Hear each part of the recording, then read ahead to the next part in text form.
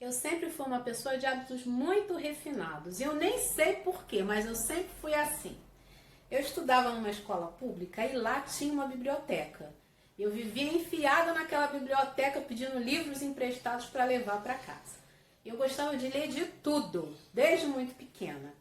Eu não lia só o óbvio, aqueles livros que as professoras geralmente passam para os alunos lerem, fazerem interpretação, os trabalhos. Eu gostava de ler coisas mais elaboradas. Eu gostava muito de filosofia, de psicologia, mitologia grega, então, nossa, amava e amo mitologia grega. E uma coisa interessante é que as pessoas pensam que a criança, por ser muito nova, ela tem que ter acesso a uma literatura mais acessível, com palavras mais fáceis, livros que tenham desenhos, mas não funciona assim. Quanto mais elaborada for a literatura que for apresentada a uma criança, vai despertar nela aquela vontade de aprender coisas novas e de se jogar no desconhecido. E era assim que eu fazia. Eu pegava algum livro que tinha alguma palavra assim que eu não sabia e na mesma hora eu abria o dicionário e procurava o que era. Aí depois que eu entendi o que era, o contexto da palavra ali dentro daquele texto que eu estava lendo, eu anotava do lado assim no caderninho essa palavra e depois eu produzia alguma coisa utilizando ela. Era uma forma de fixar essa palavra na minha cabeça e eu não esquecer nunca mais o seu significado. E foi assim com a palavra insofismável. Aos 11 anos eu dei de cara com insofismável e não sabia do que se tratava. Aí fui olhar no dicionário. Insofismável, aquilo que não sofre sofisma. Mas o que é sofisma? E eu não vou contar para vocês o que é sofisma, porque se você não sabe, eu quero que você vá olhar no dicionário, que você aprenda para não esquecer mais. Aí o que eu fiz? Eu produzi uma poesia, né? Eu escrevi uma poesia e num dos trechinhos da poesia dizia o seguinte: quero a insofismável magia do romance. Olha que coisa linda! Insofismável magia do romance. Porque eu gostava, ainda gosto, ainda amo. Eu escrevo contos, poemas, eu escrevo crônicas, isso há muito tempo.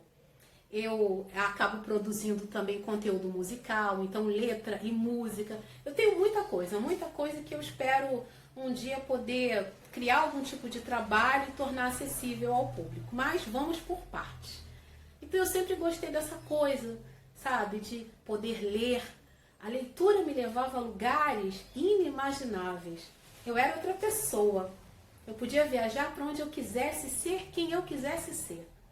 A literatura abre as nossas asas e nos torna livres. E foi assim que eu passei a minha infância, a minha adolescência, a minha juventude, cheguei aqui. E o que eu quero dizer é que, apesar de ter ido a vários lugares na minha imaginação, em vários momentos eram lugares onde eu não poderia estar. Por conta da minha condição financeira, das impossibilidades, as coisas eram mais difíceis. Então, quando eu tive a oportunidade de ir a determinados lugares, que antes eu não tinha condições, eu comecei a perceber que, infelizmente, o número de pessoas negras nesses lugares sempre foi muito pequeno. Então, quando eu chego num bom restaurante, eu amo uma boa culinária, quando eu chego num bom show, numa amostra, no lançamento de um livro, num teatro, num lugar onde as pessoas estão ali para apreciar a arte, a gente percebe que, infelizmente, são poucas as pessoas negras. Qualquer lugar onde você tiver um ingresso um pouco mais alto, um pouco mais caro, você percebe que o número de pessoas negras faz isso, sabe? Diminui consideravelmente. E eventos que estejam ligados à arte diminuem mais ainda. Então me incomoda chegar num lugar e olhar para o lado e não ver pessoas negras. Aí tem gente que fala, não, mas tem gente negra aí. Tem. Limpando o chão, trabalhando na manutenção, servindo. Não que esses empregos não sejam dignos. Todo emprego é digno. Mas por que as pessoas negras têm que estar nesses lugares apenas para servir? E não para se divertir, para espairecer, para aprender, para poder usufruir de momentos especiais. Por quê? Isso sempre me incomodou. Tem uma feira de arte que acontece aqui no Rio de Janeiro todos os anos e uma feira pela qual eu tenho um carinho imenso. Todos os anos eu vou. E teve um ano que eu fui com o meu irmão e a gente estava no espaço gourmet da feira. Veja bem, a feira, a entrada dela não é barata, tá? Tudo que se vende lá dentro também não é 50 centavos, né? Isso com relação à alimentação, as obras de arte fora de cogitação comprar, né, gente? A gente vai para apreciar, mas vocês sabem do que eu estou falando, né? Não sei quantos milhões uma obra de arte, né? Não sei quantos mil, algumas chegam a milhões, né? Então, né? A gente vai para apreciar a arte. Aí estávamos nessa área gourmet e eles fizeram de uma forma para que houvesse um compartilhamento do espaço entre as pessoas. A ideia foi boa, né? O arquiteto teve essa visão, fez umas mesas grandes, bem compridas e bancos, tudo seguindo uma coisa meio rústica, sabe?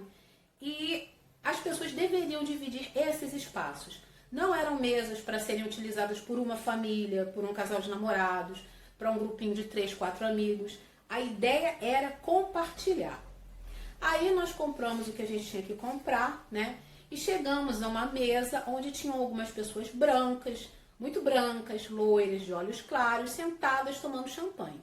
A mesa imensa, tinha lugar para sentar. O que nós fizemos? Fomos pedir licença e sentar. Veja bem, nós não sentamos grudados neles, tinha espaço. Sentamos numa distância razoável e estávamos ali consumindo o que a gente tinha comprado. Aí uma mulher olhou para a cara do cara, não sei se era marido dela, o que era, ela olhou para a cara do cara assim, fez uma cara feia e virou para a gente e falou assim: chega para lá, dá para chegar para lá? Chega mais para lá. Com uma cara de nojo, de incômodo, que a gente percebia claramente que se ela pudesse, ela chutava a gente dali. E olhando para os lados, a gente não via outras pessoas negras naquele espaço, se alimentando, comendo, bebendo. A gente não via outras pessoas negras. E quando nós chegamos, essa foi a recepção. Olha, sendo franca com vocês, a vontade que eu tive naquele momento foi pegar a cara daquela mulher, esfregar naquela mesa, já que a mesa era rústica, sabe? Encerar a mesa com a cara dela. Mas eu iria fazer exatamente o que ela estava esperando de mim. Dar um show, gritar, não sei o quê. E eu não podia fazer isso.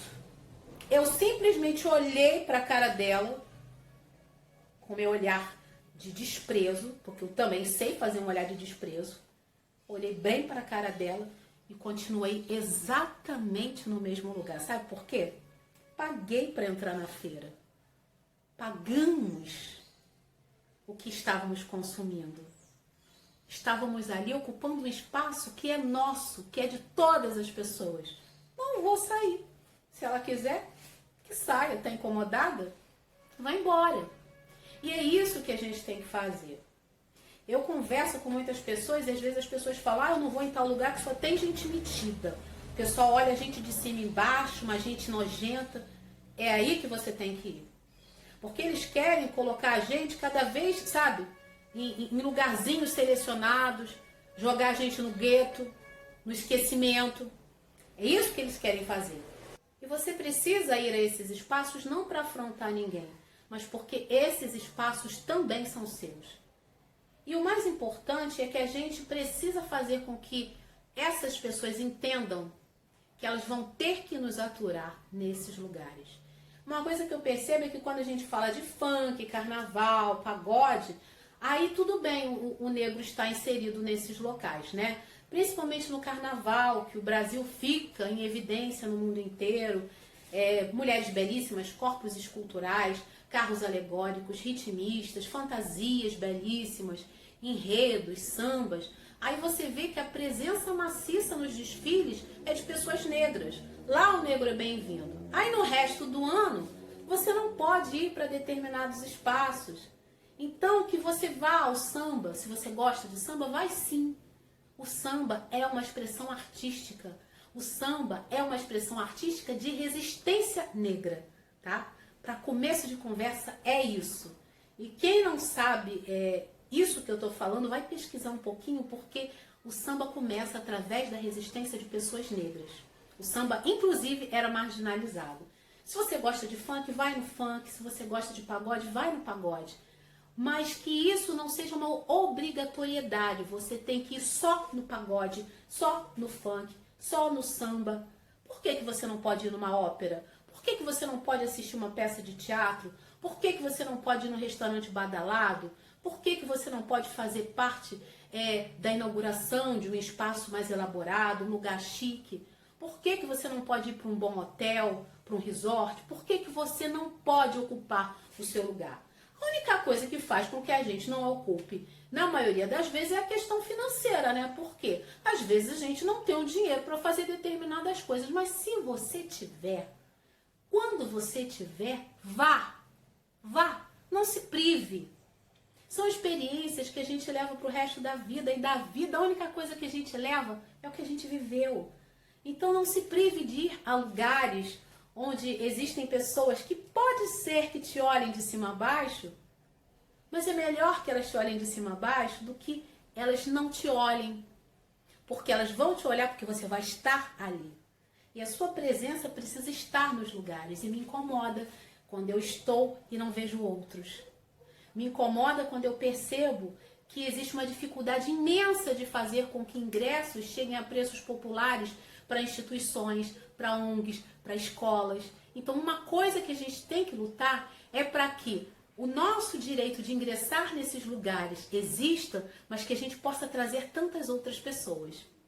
A gente tem que lutar junto da cultura para que existam espetáculos, inclusive gratuitos, para que crianças, adolescentes, pessoas da periferia, da comunidade, possam ter contato com a arte.